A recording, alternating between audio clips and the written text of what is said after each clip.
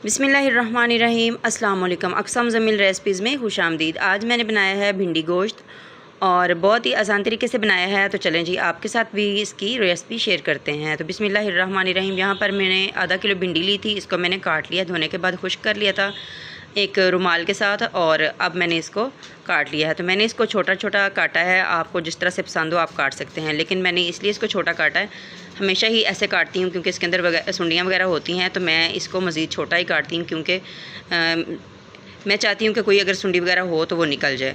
तो आपको जिस तरह से पसंद हो आप उस तरह से अपनी मर्ज़ी से भिंडियाँ काट सकते हैं। तो अब हम इनको थोड़ा सा लाइट ब्राउन कर लेंगे। तो यहाँ पर इनका कलर थोड़ा सा चेंज हो गया है। आप अगर इस जगह पे इसको थोड़ा सा डार्क ब्राउन कलर भी देना चाहते हैं तो दे सकते हैं, लेकिन हमारा आज चूल्हा ख़राब था तो मुझे बहुत ज़्यादा तंग किया चूल्हे ने, तो मैंने इनको इसी तरह से निकाल लिया। लेकिन थोड़ा सा और डार्क कलर देने से इसका कलर जो टेस्ट होता है ना वो ज़्यादा अच्छा आता है। तो यहाँ पर भिंडी को मैं निकाल रही हूँ एक प्लेट में, और अब ऑयल जो है मैंने तकरीबन 1.5 कप ऑयल डाला था। इस ऑयल को मैंने थोड़ा सा कम किया है, और यहाँ पर इसी ऑयल के अंदर मैंने मटन जो गला कर रखा हुआ था ये हम इसके अंदर डालकर इसको थोड़ा सा फ्राई कर लेंगे। तो मैंने तकरीबन मटन को 10 मिनट के लिए प्रेशर लगाया था 3 कप पानी डालकर, और अब ये अच्छे से गल चुका है। और अब हम इसको फ्राई करेंगे गोल्डन होने तक, 2 से ढाई मिनट तक।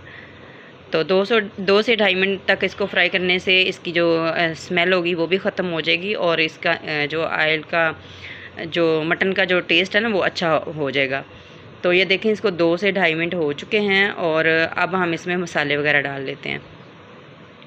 तो सिंपल से मसाले डालेंगे। भिंडी में सिंपल से मसाले डालने से उसका टेस्ट ज़्यादा अच्छा आता है। तो 1 टीस्पून मैंने सुरख मिर्च का पाउडर लिया है, हाफ़ टी स्पून मैंने इसमें धड़ा मिर्च कुटी हुई लाल मिर्च ली है, और 1 टीस्पून ही नमक डाला है, और हाफ़ टी स्पून मैंने हल्दी का पाउडर डाला है।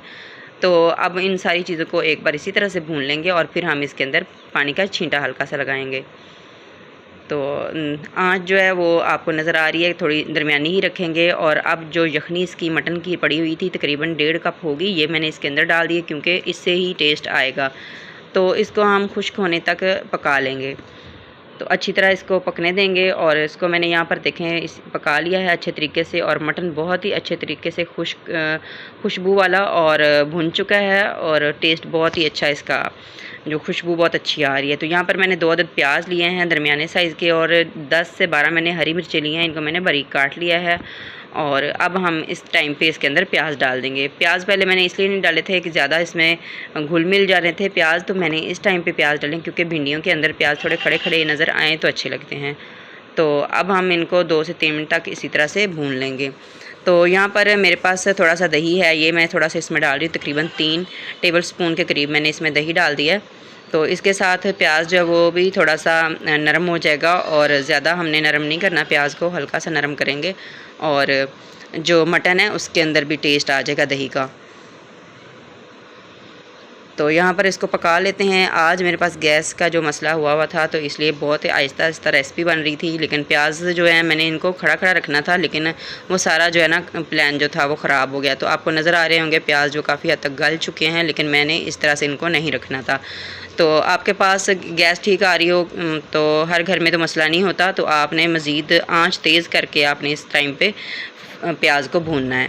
तो यहाँ पर जो भिंडी हमने फ्राई करके रखी हुई थी, तो भिंडी इस टाइम पे इसके अंदर डाल देंगे और अच्छे से मिक्स करेंगे, और फिर हम इसको 2 से ढाई मिनट तक और पका लेंगे ताकि भिंडी के अंदर भी सारा जो मसाले वगैरह हैं इसका टेस्ट आ जाए। तो इसको मैंने अच्छे तरीके से मिक्स कर लिया है। तो अब मैं इसको 2 से ढाई मिनट तक इसी तरह से पड़ा रहने दूँगी।